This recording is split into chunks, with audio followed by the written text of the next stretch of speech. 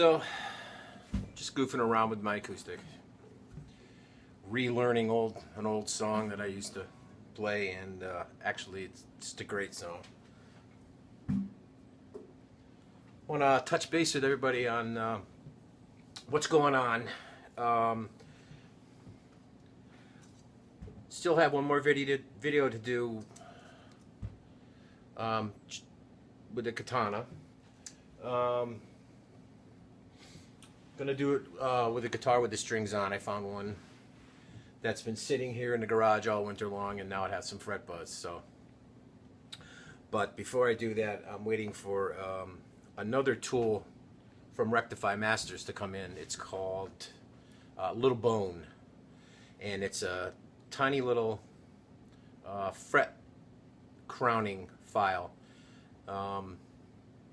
diamond crowning file, and it should be here according to tracking like by 17th. It's coming from Japan. Other than that, I've been working on the Maple Troublemaker, filling the wormholes.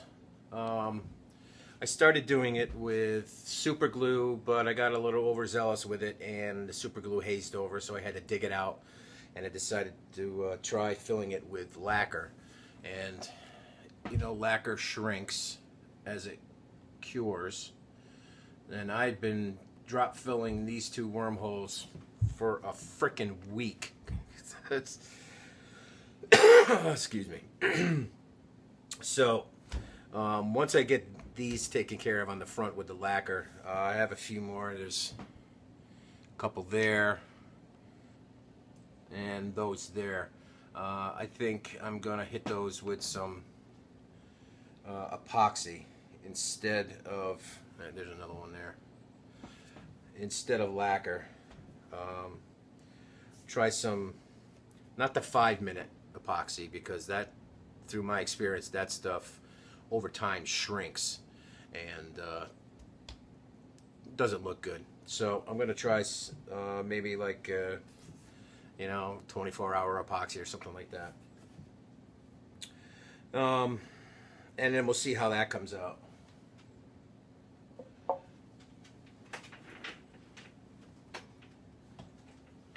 I'm still, this one's getting pretty close to being done. I just got to wire it up, and I still, you see that scuff right there. It's going to be getting a sticker over the top. I'm gonna leave it the way it is with this. I'm not going to clear over it. I actually like the grained look. You know, it's kind of Gibson calls it a worn finish, but it's really not worn. It's just, there's just no clear over the top of the colored lacquer, and I like that look. And what I'm gonna do, I'm gonna put a sticker over it, and yeah, still messing around with the P90 cutout with the mini humbucker in it. I'm gonna try to get some done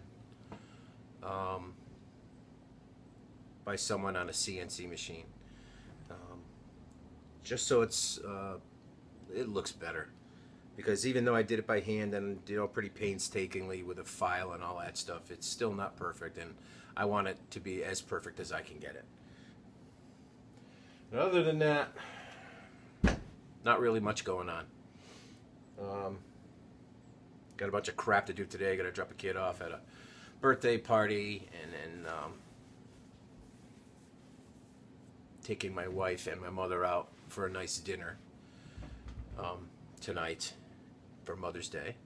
And then tomorrow, since it's Mother's Day, you know, if you have a wife, you're at the beck and call. But hey, you know what? It's okay. Not a big deal. Anyway, that's where we are. We meaning me. I don't know why I say we. these two. Yeah, so until next time when the little bone comes in, and then I can level the frets with the strings on, which is going to be interesting.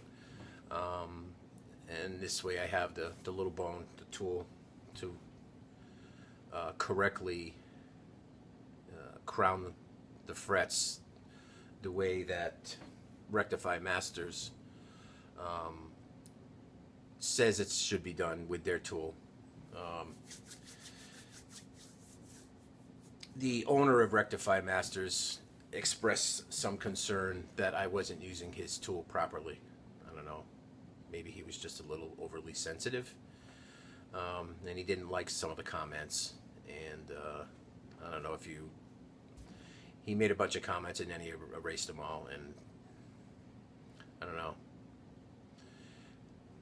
maybe just a little thin-skinned. It's the internet, you know. Can't take everything to heart. If that were the case, then I would have slit my wrists over what was said about me in my Tonewood debate videos. So, you know what? Sometimes you just gotta let things go. Life's too short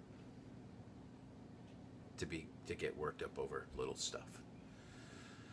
But he did ask me to test his product in the manner in which it was designed to be used, which was my intention to begin with. I even said so in all the videos. So until next time, when we get back to the katana, you guys behave yourself, and we'll see you then. Peace.